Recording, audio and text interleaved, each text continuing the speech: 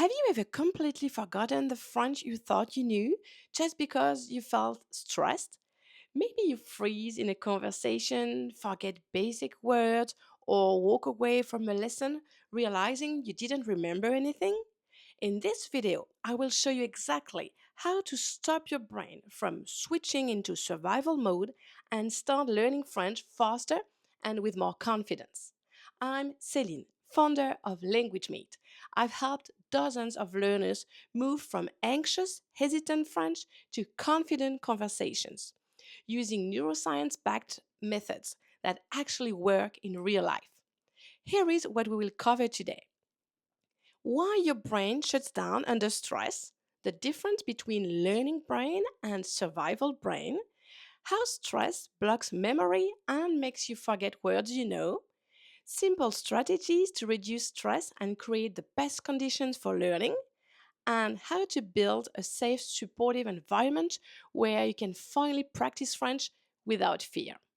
By the end, you will know exactly how to keep your brain in learning mode so you can remember more, feel confident, and enjoy speaking French again. Imagine this.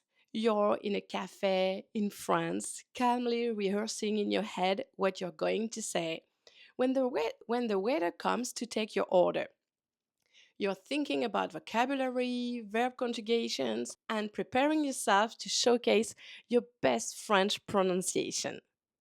And then, all of a sudden, a rabid dog runs into the cafe, barking and snarling and biting people. What happens? You probably run away or prepare to defend yourself. You might call the police or rush to help an injured person, but you're definitely not thinking about verb conjugations or vocabulary anymore, are you?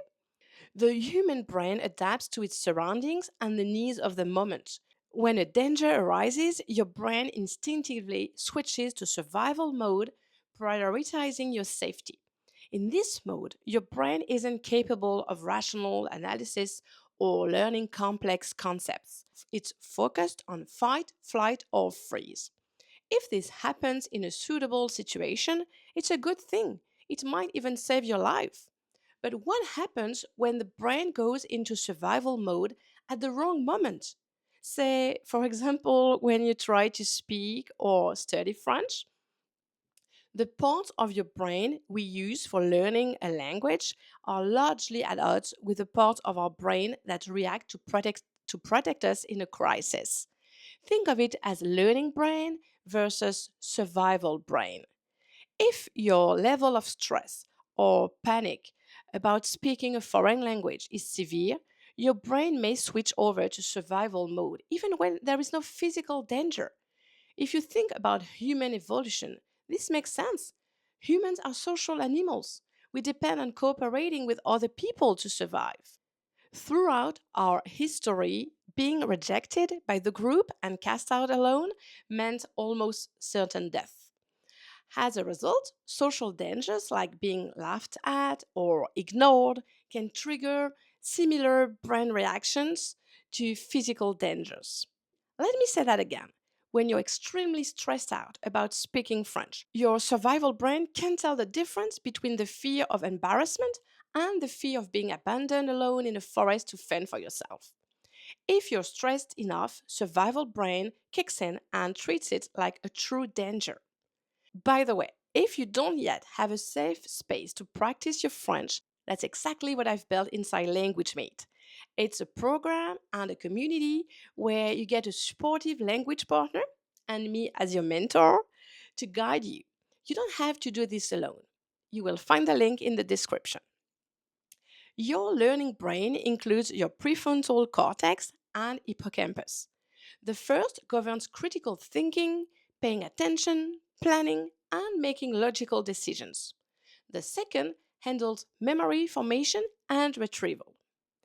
Survival brain doesn't see much use for long term planning, nuanced analysis, or memorizing things. Survival brain just wants to keep you alive, so the prefrontal cortex and hippocampus are deprioritized. Your amygdala signals danger, and your hypothalamus floods the body with cortisol and adrenaline, preparing you to keep yourself safe. Have you ever noticed that you seem to forget words you should know when you're in a stressful conversation? Survival brain is interfering with memory retrieval.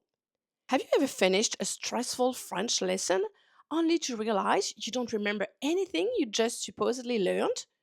Survival brain is interfering with memory formation. Have you ever been in the middle of a French conversation, lost for words, and either frozen up entirely or felt the urge to mumble an excuse and head for the exit?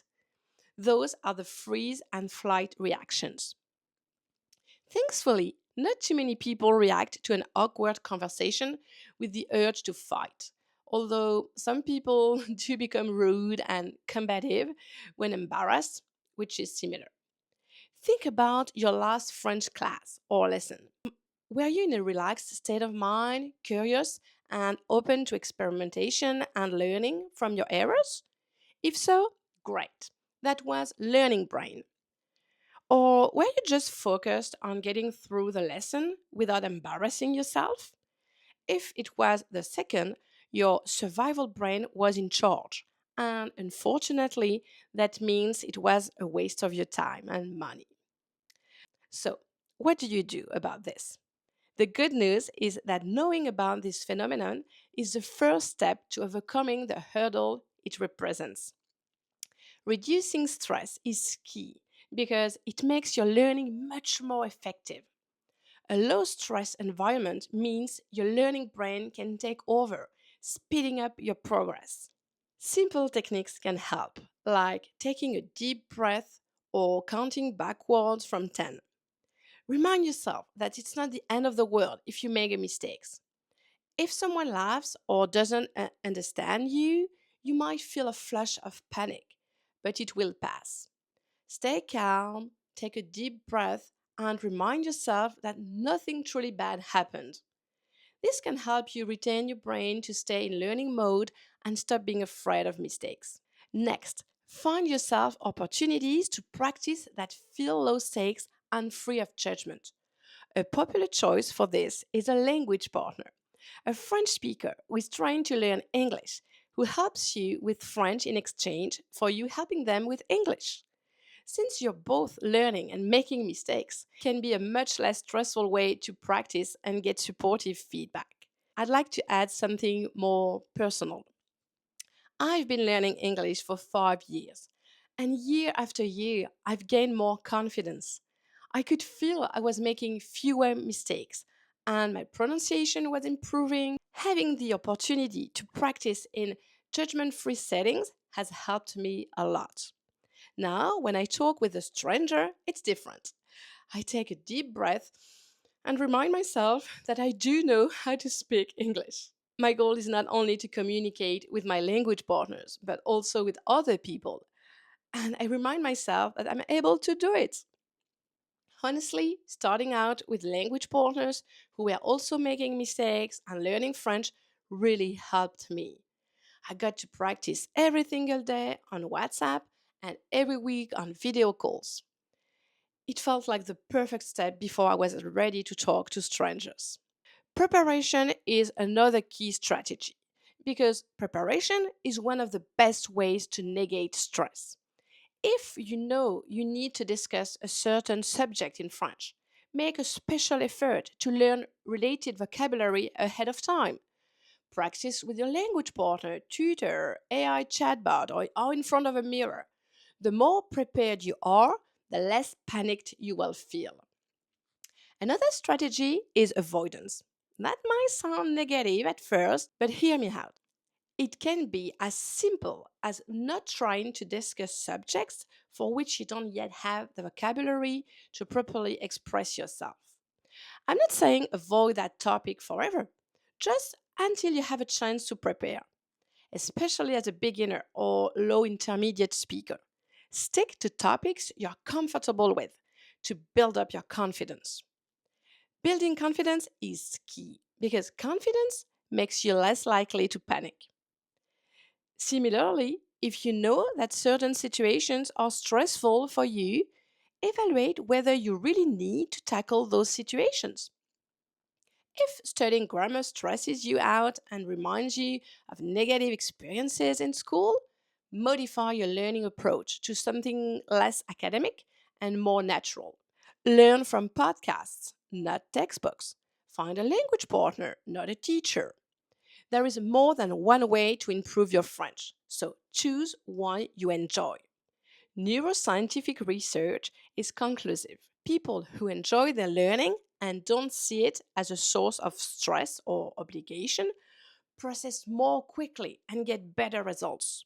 So pay attention the next time you try to speak French. What's your state of mind? Are you focused on learning and improving? Or are you just trying to make it through the conversation or the lesson without anything bad happening? And if you don't yet have a judgment free, supportive environment to practice your French, finding one should be at the top of your list. And if you want to stop feeling stuck and finally practice French in a judgment free environment, come join LanguageMate. You will get a caring language partner to practice with and personal guidance from me as your mentor. It's the fastest way to move past fear and into confident conversations. You will find the link below.